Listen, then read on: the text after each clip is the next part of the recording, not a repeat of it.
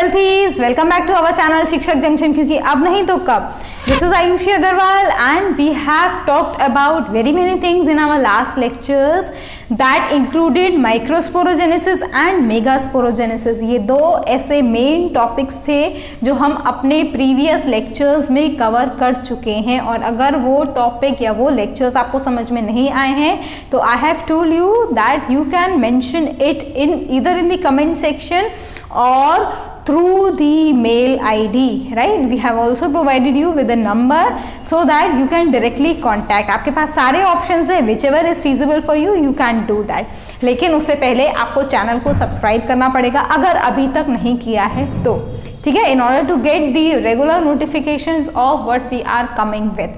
Now moving further, what we are going to discuss in this particular lecture, या फिर इससे आगे के 2-3 लेक्चर्स के बारे में भी बात करें तो हम उस मेन इवेंट के बारे में डिस्कस करने वाले हैं जो अभी तक हमने जिसका बेस तैयार करा। देखो, मेल और फीमेल गैमेट माइक्रोस्पोरोजेनेसिस और मेगास्पोरोजेनेसिस प्रोसेस के थ्रू बन चुके हैं।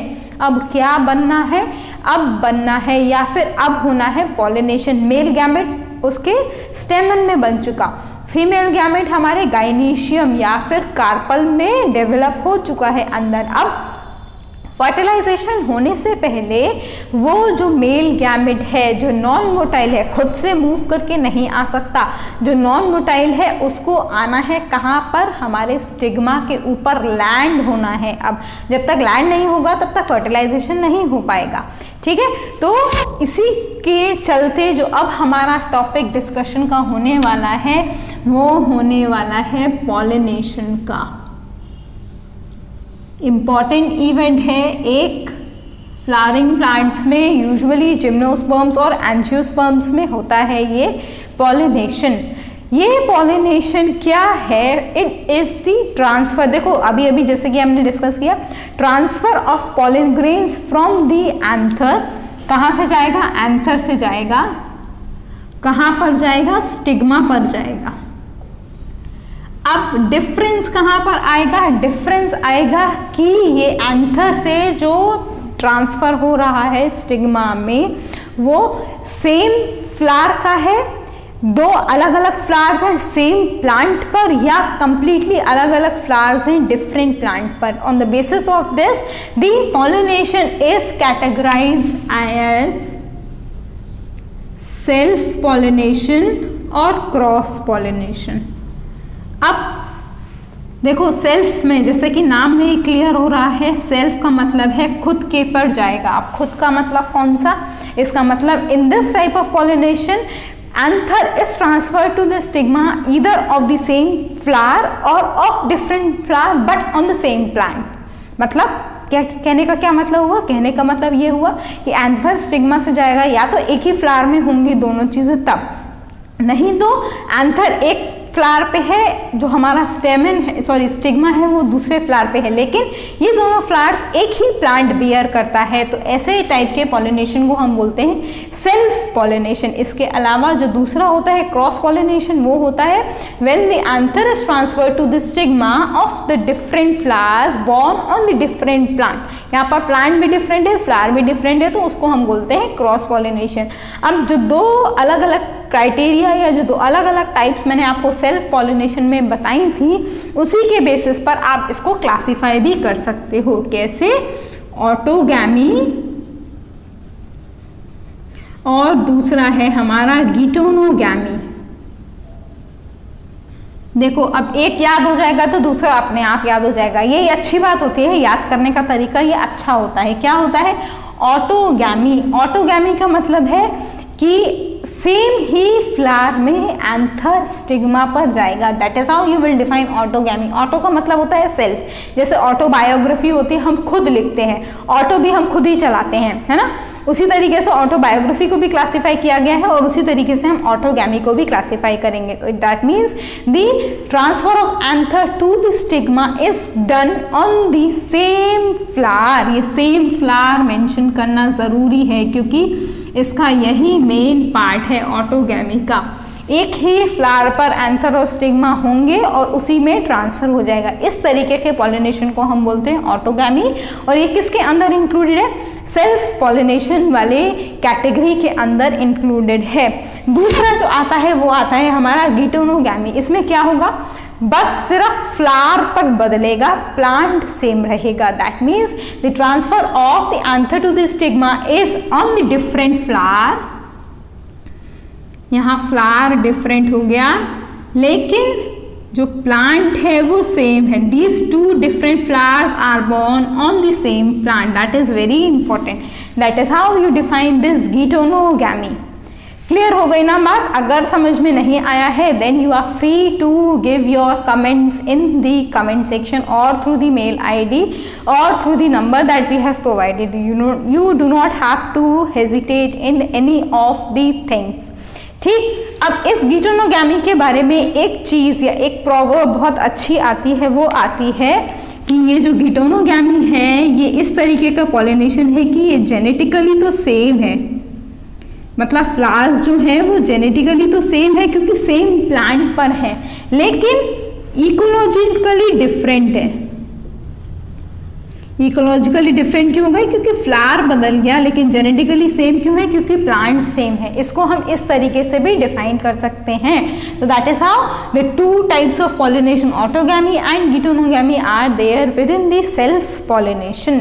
इसके अलावा जो ये क्रॉस पॉलिनेशन आएगा, that means transfer of anther to stigma is on different flower that are borne on the different plants.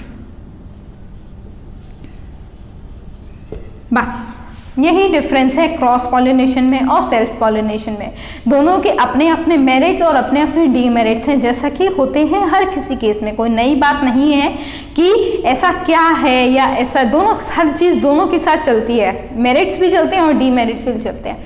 लेकिन इन एडवांटेजेस और डिसएडवांटेजेस को डिस्कस करने से पहले आपको कुछ अडेप्टेशंस के बारे में पता होना चाहिए जो इस किसी भी फ्लावर में सेल्फ पॉलिनेशन को फैसिलिटेट कराते हैं या फिर क्रॉस पॉलिनेशन को फैसिलिटेट कराते हैं। मतलब एक फ्लावर कैसे डिसाइड करेगा कि उसको सेल्फ पॉलिनेशन करना है कि क्रॉस पॉलिनेशन? इंसेक्ट्स तो दोनों ही, अगर आप सोचो कि अगर आपने पहले भी देखा हो कि पॉलिनेटर्स जो है, जो इंसेक्ट्स हैं हमारे, या जो बीज हैं या जो हवा चल रही है, वो दोनों के लिए सेम चल रही है। तो एक फ्लावर के अंदर कुछ तो ऐसी एडेप्टेशन होंगी ना जिसकी वजह से वो या तो सेल्फ पॉलिनेट होता है या फिर क्रॉस पॉलिनेट होता है। तो these are known as the adaptations that are present within that particular flower of particular species, which in turn guide the plant in order to do the self pollination or cross pollination। तो ऐसी कौन कौन सी conditions हैं? सबसे पहले हम किस में देखेंगे? सबसे पहले हम देखेंगे सेल्फ पॉलिनेशन वाली कैटेगरी में। ठीक है, देखो आई होप कि अभी तक सेल्फ पॉलिनेशन और क्रॉस पॉलिनेशन में जो डिफरेंस है वो अच्छे से समझ में आ गया होगा। वैसे तो नाम में ही है क्लियर वो बात, है ना। अब हम क्या देखने वाले हैं? हम देखने वाले हैं एडेप्टेशंस की। ऐसी कौन कौन सी एडेप्टेशंस हैं जिसकी वजह से एक फ्लावर सिर्फ सेल्फ पॉलिनेट के लिए ही अवेलेबल है, दूसरे फ्लावर से जब उसके पास एंथर आएगा तो वो पॉलिनेट नहीं शो करेगा। जब सेम का ही होगा तभी पॉलिनेशन शो करके मेल गैमेट को अंदर जाने के लिए परमिशन देगा। तो सबसे पहली कंडीशन आती है हमारी बाइसेक्सुअलिटी। फ्लावर का बाइसेक्सुअल होना, ये है वो पहली एडेप्टेशन जो फ्लावर अडॉप्ट करते हैं in order to do the self fertilisation. Bisexual flower का मतलब मैं आपको पहले ही बता चुकी हूँ कि male and female reproductive parts are borne on the same plant. That is how you define the bisexual condition. ठीक, पहली तो ये हो गई। दूसरी कंडीशन आती है होमोगैमी। देखो नाम से, क्योंकि इसका जो दूसरा वर्ड आने वाला है वो आने वाला है हमारे क्रॉस पॉलिनेशन में, तो आपको वो भी ध्यान में रखना होगा कि डिफरेंस क्या क्या होता है। होमो का मतलब होता है सेम, जैसे होमोजीनस ऑर्गेनिज्म या होमोजीनस सॉल्यूशन आपने पढ़ा होगा केमिस्ट्री में। होमो का मतलब हो गया सेम, और गैमी का मतलब है गैमेट्स। अब इन दोनों के बीच में एक ऐसी टर्मिनोलॉजी है जिससे आपको ये याद हो जाएगा। वो क्या है? वो है टाइम। ये सिर्फ एक इमेजिनरी क्लॉक है। अब आप इसको ये मत सोचना कि अंदर इसमें 12 तक नहीं बनी, ये सिर्फ एक इमेजिनरी क्लॉक है जो मैंने आपको विजुअली बताया ताकि आपको याद रहे। सेम टाइम पर दोनों गैमेट्स क्या होते हैं, मैच्योर होते हैं, जिसकी वजह से इनमें सेल्फ पॉलिनेशन हो सकता है। यही सेम चीज डिफरेंस में आ जाएगी क्रॉस पॉलिनेशन। जैसे यहाँ पर होमोगैमी है, वहां पर हेटेरोगैमी होती है। क्यों? क्योंकि वो दो जो अगर फ्लावर बाइसेक्सुअल भी है तो उन दोनों एंथर और स्टिग्मा के बीच में या उन दोनों रिप्रोडक्टिव पार्ट्स के बीच में हेटेरोगैमी प्रेजेंट होगी, मतलब मेल और फीमेल गैमेट सेम टाइम पर मैच्योर नहीं होंगे, इसीलिए उसको बोला हेटेरोगैमी। होमोगैमी, होमो मतलब सेम, गैमी मतलब gametes, that means both the male and the female reproductive part, that means the anther and the stigma, mature at the same time. That is why they facilitate the self pollination, right? ये हो गई दो adaptations. दूसरी adaptation आती है cleistogamy. ये वाले जो होमोगैमी वाले जो फ्लावर्स होते हैं वो कैस्मोगैमस फ्लावर्स होते हैं। अब इसका मतलब अब थोड़े कॉम्प्लेक्स वर्ड्स आने वाले हैं और मैंने आपको शायद आपके लेक्चर में तो नहीं बट हाँ 10th के लेक्चर में एक बात बताई थी कि कभी कभी ये जो अच्छे वाले वर्ड्स होते हैं जैसे कैस्मोगैमी है, क्लिस्टोगैमी है, ये वर्ड्स यूज़ करना हमारे लिए इम्पॉर्टेंट हो जाता है क्योंकि ये वो वर्ड्स होते हैं, वो स्पेसिफिक वर्ड्स होते हैं जिसको अगर हम याद रखते हैं या फिर अगर हम अपनी आंसर शीट्स में लिख पाते हैं। मैं subjective question answers point of view से बोल रही हूँ कि अगर आप इन वर्ड्स को अपनी नोटबुक्स में रिप्रेजेंट करते हैं तो that gives a good impression of you on the teacher और on the examiner who is evaluating your notebook at the end. ठीक है, आपको अल्टीमेटली बोर्ड्स में ही लिखना है, आपका मेन मोटो वही है ना। नॉलेज तो है ही, ऑब्वियसली नॉलेज जैसे आएगी तो उसको टेस्ट करने का तरीका एजुकेशन सिस्टम में हमारे क्या है, हमारे बोर्ड्स एग्जाम्स हैं। उस एग्जाम में जब आप अपनी नोटबुक को रिप्रेजेंट करोगे तो कुछ ऐसे वर्ड्स आपके लिए लिखना इंपॉर्टेंट बन जाते हैं in order to mark your dignity in the mind of the examiner. बहुत इंपॉर्टेंट है और एक बहुत अच्छी टिप भी है आपकी नोटबुक्स को प्रेजेंट करने के लिए। ऐसे ही बीच बीच में टिप्स मैं आपको इस चीज़ से रिलेटेड देती जाऊंगी ताकि एंड में आके आपको वो दिक्कत ना हो। अगर आप शुरू से उस चीज़ की आदत बना के रखोगे तो I am pretty sure that you will not face any difficulty in the end while jotting down your answers. ठीक, तो देखो कैस्मोगैमस फ्लावर्स वो फ्लावर्स होते हैं जो ओपन होते हैं। These flowers are open. Open का मतलब खिले हुए होते हैं, जो कभी बंद खिले हुए फूल जो हमको दिखते हैं उस तरीके के फ्लावर्स को हम बोलते हैं कैस्मोगैमी। इसका उल्टा होता है क्लिस्टोगैमी में। क्लिस्टोगैमी का मतलब वो फ्लावर्स हैं जो कभी खुलते ही नहीं है। दे ओपन नहीं, they do not open at all. तो जब खुलेंगे ही नहीं तो इसका मतलब है कि जब इनमें एंथर्स और स्टिग्मा बंद फ्लावर में ही एक दूसरे के ऊपर पॉलिनेशन का काम करेंगे। तो that is how this cleistogamy flowers facilitate the self pollination. अगर आपको एग्जाम्पल्स भी दिया जाए तो होमोगैमी के एग्जाम्पल जैसे आ जाते हैं हमारे पास राइस, मिराबिलिस जिलापा, ये जो 4 o'clock प्लांट आपने पढ़ा होगा, कई जगह पर इसका एग्जाम्पल पढ़ा होगा। अगर नहीं पढ़ा तो जेनेटिक्स वाला जो चैप्टर आने वाला है उसमें हम बहुत अच्छे से स्टडी करेंगे। उसके अलावा राइस, ठीक है, पोटैटो, ये सब है होमोगैमी के एग्जाम्पल्स। मतलब होमोगैमी कंडीशन की वजह से इनमें सेल्फ पॉलिनेशन होने की जो प्रोबेबिलिटी है वो ज़्यादा बढ़ जाती है। अगर क्लिस्टोगैमी फ्लावर्स की बात करें तो क्लिस्टोगैमस फ्लावर्स होते हैं हमारे ग्राउंडनट। इसके अलावा एक आता है ऑक्सालिस। ये कुछ ऐसे फ्लावर्स हैं जो क्लिस्टोगैमस नेचर शो करते हैं। ठीक, अब देखो ये जो सेल्फ पॉलिनेशन वाले जो फ्लावर्स हैं इसमें आपको एक और चीज़ ध्यान में रखनी पड़ेगी कि ये जो फ्लावर्स हैं जो सेल्फ पॉलिनेट करते हैं उनको पॉलिनेटर्स को अपनी तरफ अट्रैक्ट नहीं करना, क्योंकि सेल्फ पॉलिनेशन होना है, जिसकी वजह से इनके जो फ्लावर्स हैं वो उतने ब्राइटली कलर्ड नहीं होंगे, उतना अच्छा नेक्टर नहीं देंगे, क्योंकि इंसेक्ट्स को भी पॉलिनेशन के लिए रिवॉर्ड चाहिए। वो अभी जब हम क्रॉस पॉलिनेशन में एजेंट्स डिस्कस करेंगे, शायद से नेक्स्ट लेक्चर में ही कंटिन्यू होगा वो, तो हम देखेंगे कि कैसे वो फ्लावर्स खुद को अडॉप्ट करते हैं ताकि उनके पास इंसेक्ट्स आए।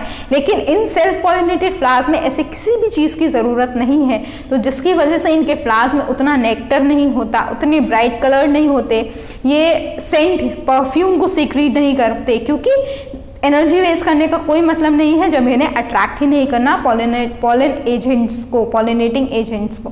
ठीक, तो ये हो गई कुछ आपकी इसकी एडेप्टेशंस। अब इसके अलावा अगर हम मेरिट्स और डीमेरिट्स की बात करें तो जो अब मेरिट्स होती हैं, मतलब जो एडवांटेजेस होती है, वो सबसे अच्छी एडवांटेज जो होती है वो होती है प्योर लाइन जो है वो मेंटेन रहती है।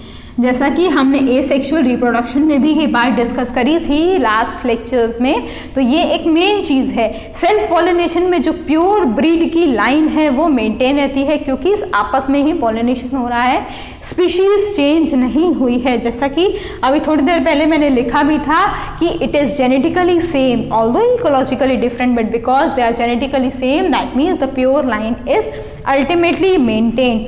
दूसरा, पॉलन ग्रेन्स इनके वेस्ट नहीं होते।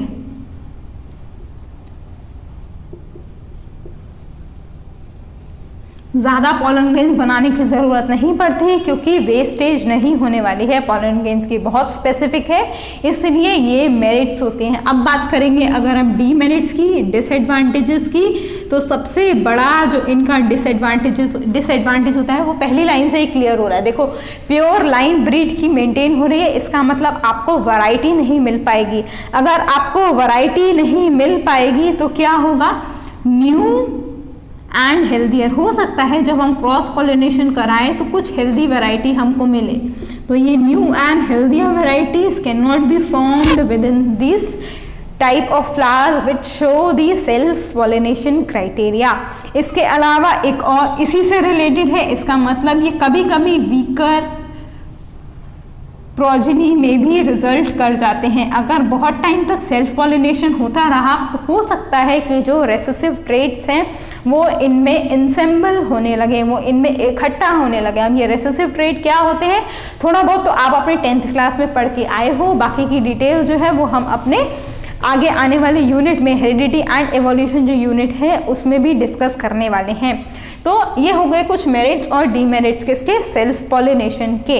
इसके बाद आता है हमारा क्रॉस पॉलिनेशन जो कि हम अपने नेक्स्ट लेक्चर में डिस्कस करेंगे, लेकिन यहाँ तक आपको अच्छे से समझ में आना चाहिए, स्पेशली ये एडेप्टेशन वाली टर्मिनोलॉजीज, क्योंकि वहाँ पर ये एकदम उल्टी होने वाली है। एक का एग्जाम्पल मैंने आपको दे दिया होमोगैमी से हेटेरोगैमी का।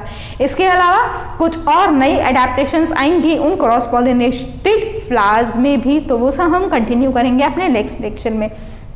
एक तो इम्पॉर्टेंट टिप मैंने आपको एग्जाम पॉइंट ऑफ व्यू से दे दी, लेकिन वो टिप आपको तभी समझ में आएगी जब आपने ये पूरा वीडियो देखा होगा कॉन्टिन्यूसली विदाउट स्किपिंग, क्योंकि वो एक इम्पॉर्टेंट चीज़ है। अगर आप वीडियो को स्किप करते हो तो आप कोई ना कोई पॉइंट मिस कर जाओगे। हो सकता है कुछ स्टूडेंट्स ने उस पॉइंट को, जो इम्पॉर्टेंट टिप आपके बोर्ड एग्जाम के लिए मैंने दी है, वो मिस कर गए होंगे। तो पूरा वीडियो देखा करिए ताकि आपको कुछ भी मिस आउट ना हो। So that is all for this lecture. We will meet in our next lecture with the continuation of this pollination, and that too with the cross pollination part. So that is all. Thank you. Take care. Bye bye.